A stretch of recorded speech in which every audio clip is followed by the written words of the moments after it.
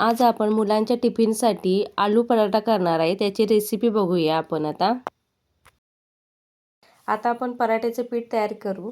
पराठ्याच्या पीठसाठी आपल्याला गव्हाचे 2 वाटी पीठ लागेल, 1 वाटी ज्वारीचं पीठ आणि 1 वाटी बेसन पीठ लागणार आहे।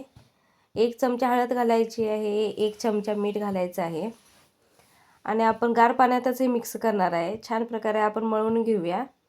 बघू शकता आपलं छान पीठ मळून झालेलं आहे। आपलं पीठ मळून झालेलं आहे, ते 10 मिनिटं रेस्ट करायला ठेवायचं आहे। बघू शकता तुम्ही आपलं पीठ किती छान मुरलेलं आहे। आता आपण पराठा तयार करायला घेऊया। आपण बटाटा मॅश करून घ्यायचा आहे, कारण जर बटाटा जर आपण हाताने केला तर त्यामुळे काय होतं, आपले स्टफिंग आहे ते बाहेर पडतं पराठे करताना। आता आपण भाजी करूया। तेलामध्ये मी मिरची पावडर टाकलेली आहे। 1 चमचा मिरची पावडर टाकायची, 1 चमचा धना पावडर टाकायची। आता आपण मसाला भाजून घेऊया आणि त्यानंतर आपण जो बटाटा मॅश करून ठेवलेला आहे तो त्यामध्ये घालायचा। आता आपण बटाटा घालून घ्यायचा आहे। बटाटा घालून घ्यायचा, त्यानंतर त्यामध्ये लगेच मीठ टाकायचं। चला तर आपली भाजी रेडी आहे। आपण आता पराठा करायला सुरुवात करूया।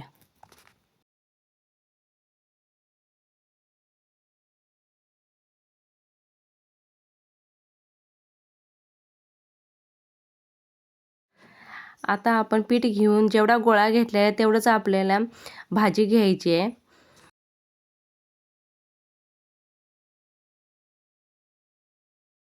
तुम्ही व्हिडिओमध्ये बघताय ना, जसंच आपण भाजी भरून घ्यायची आहे पिठामध्ये। एक्स्ट्रा आपण भाजी भरली तर ती बाहेर येईल। व्यवस्थित आपण त्यामध्ये गोळा करून घ्यायचा आहे। चला तर आपला गोळा तयार आहे। आता आपण लाटायला घेऊया। थोडं पीठ टाकायचं आहे आधी, त्यामुळे काय होणार, आपलं पीठ त्याला चिकटणार नाही।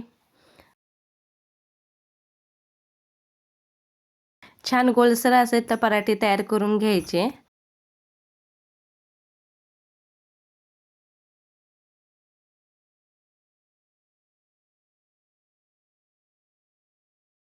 पराठे मुलांसाठी करतोय त्यामुळे आपण हे पराठे तुपातच करायचे आहेत।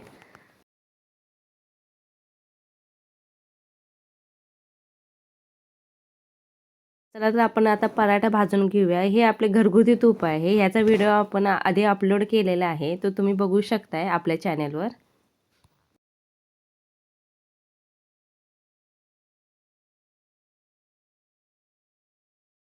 अशा प्रकारे आपले पराठे तयार झालेले आहे, बघू शकताय तुम्ही।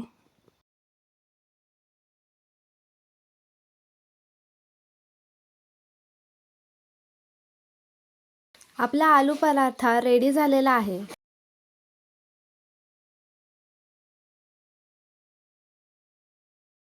चला तर आता टिफिन भरून घेऊया मुलांसाठी।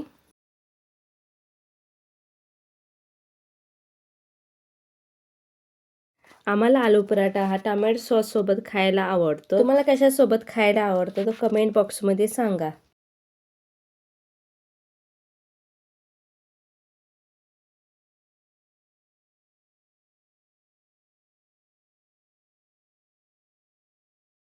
तुम्ही जर आपल्या चॅनलवर नवीन असाल तर चॅनलला सबस्क्राईब करा आणि आपल्या व्हिडिओला लाईक, शेअर, सबस्क्राईब करा। थँक्यू।